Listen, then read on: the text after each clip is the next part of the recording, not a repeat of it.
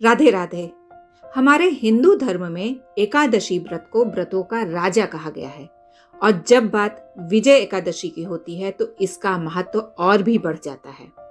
शास्त्रों के अनुसार यह व्रत जीवन के संघर्षों में विजय, पापों से मुक्ति और भगवान विष्णु की विशेष कृपा दिलाने वाला माना गया है। यह केवल एक उपवास नहीं है, बल्कि मन, वचन और कर्म की शुद्धि का दिव्य अवसर है। तो इस वर्ष विजय एकादशी की तिथि 12 फरवरी दिन गुरुवार को दोपहर के 12:23 से प्रारंभ होकर 13 फरवरी को दिन शुक्रवार को दोपहर 2:26 तक रहेगी।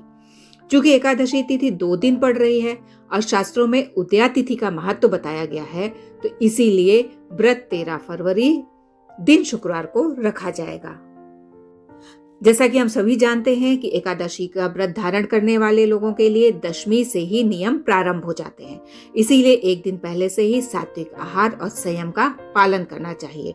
इसके बाद द्वादशी तिथि 13 फरवरी दोपहर को 2:27 से प्रारंभ होकर 14 फरवरी शाम को 4:01 तक रहेगी। व्रत का पारण 14 फरवरी दिन शनिवार को सुबह सूर्योदय के बाद से सुबह के 9:14 के बीच में करना शुभ रहेगा। एकादशी के दिन प्रातः स्नान कर स्वच्छ कपड़े धारण करें और भगवान विष्णु की विधिवत पूजा करें। उन्हें पीले पुष्प, धूप, दीप, विशेष रूप से तुलसी दल अर्पित करें, क्योंकि तुलसी के बिना भगवान विष्णु की पूजा अधूरी मानी जाती है। ओम नमो भगवते वासुदेवाय मंत्र का जप, विष्णु सहस्त्र नाम का पाठ और एकादशी व्रत कथा का श्रवण अत्यंत ही पुण्यदायक होता है और ये आपके व्रत को पूर्ण करता है। इस दिन क्रोध, निंदा, छल से दूर रहकर मन को शांत रखना ही सच्चा व्रत है। भोजन में अन्न विशेषकर चावल का त्याग करके रखें। जो लोग व्रत नहीं हैं वो लोग भी, और अपनी श्रद्धा अनुसार फलाहार और निर्जल व्रत रखें। इस बार विजय एकादशी के दिन कुंभ संक्रांति का भी शुभ संयोग बन रहा है। संक्रांति के दिन स्नान, तिल और गुड़ का दान, सूर्य देव की पूजा और शनि देव का स्मरण करने से जीवन में स्थिरता, स्वास्थ्य और ग्रह शांति प्राप्त होती है। शास्त्र कहते हैं कि संक्रांति पर किया गया दान कई गुना फल देता है।